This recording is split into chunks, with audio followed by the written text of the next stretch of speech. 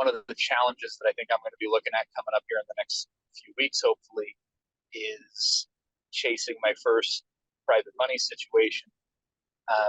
Obviously, I think I'm presuming that the best answer to that is go to the lender vault and try to start from there as a source of trusted names.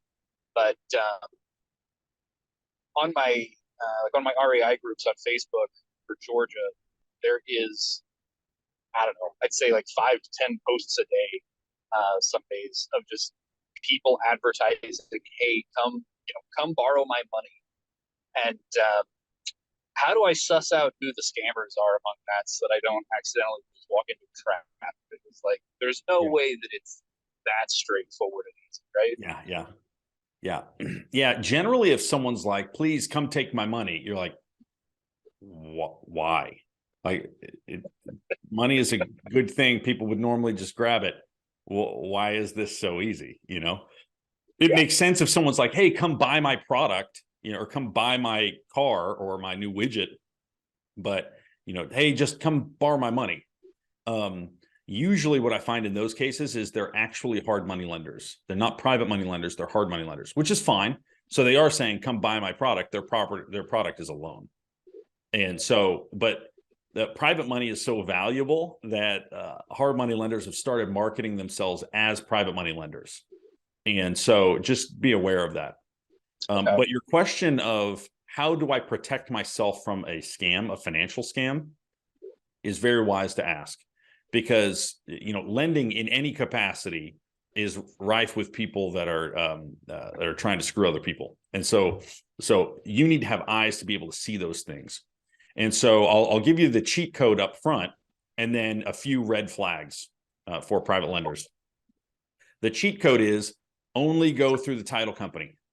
So one red flag would be someone saying, "Hey, go ahead and send me the earnest money deposit. Here's my Zelle, or here's my Venmo, or here's my, pay me in, to use an extreme, pay me in gift cards, or something like that. I'm the deposed Prince of Nigeria. All right, just send me money."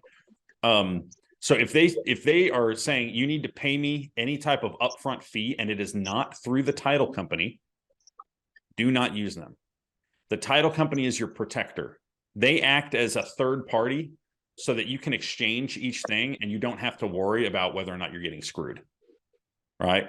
The analogy that I use often is, in the older movies, whenever the damsel in distress is kidnapped and they're held for ransom, and then, the knight brings the ransom. Then the question is like, well, do I give you the money first, or do you give me the damsel first? Or like, how do we do this? Do we just like leave it and kind of like walk around in a circle, kind of still holding up our guns at you? What the title company acts as is a third party. So in that metaphor, you would bring, they would bring the damsel in distress, and then you drop off the money in this third party. And that third party takes a little tax out of the loan, out of the money. And then they say, "All right, everybody was good on their word," and they hand them off. Right. And they exchange them. But if the guy doesn't actually bring money and it's fake money, then you don't get the property, and vice versa. So that's what the title company does for you. It protects you from. Now they're also instituting the loan and they're executing a few different things, but one of the best things they do for you is they protect you. So the red flags for you to look out for are, if someone's now this is a broad stroke, so it's not 100% true, but if someone's conjugation or their English is off extremely, that's a red flag. It doesn't mean that it has to be a red flag, because sometimes it's just a yellow flag because it's their second language, right? That's fine. But if it's like really bad, and you're like, "I'm trying to understand what they're saying," that's one thing to consider.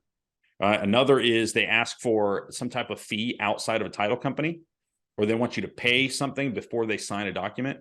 Another would be that the document that they send over looks like it's just poorly written up. It's written in Word, or it just doesn't look legitimate.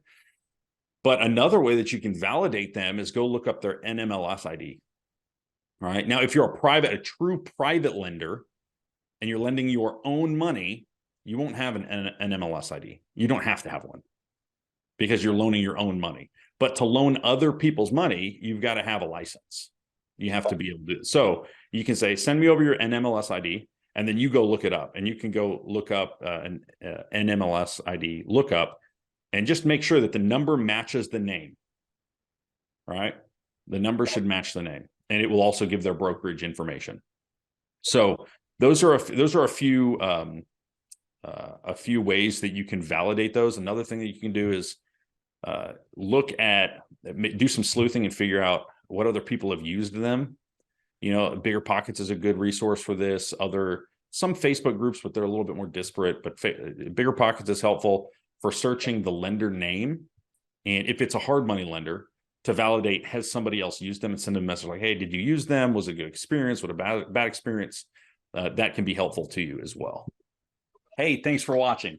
If this was helpful to you and you want to keep learning the most productive insider secrets about real estate investing, subscribe here. If you're ready to start building your cash flowing portfolio and do what I did, build a multi-million-dollar portfolio in 18 months so that you can quit the rat race 9 to 5 in less than 3 years, and you want someone to walk you through the entire process step by step so that you can move faster with less risk, be protected from risk, then click here to learn how I work with people. And I will show you how I help people get their first cash flowing rental in 90 days. Don't stay trapped. Become financially free so you can do what matters.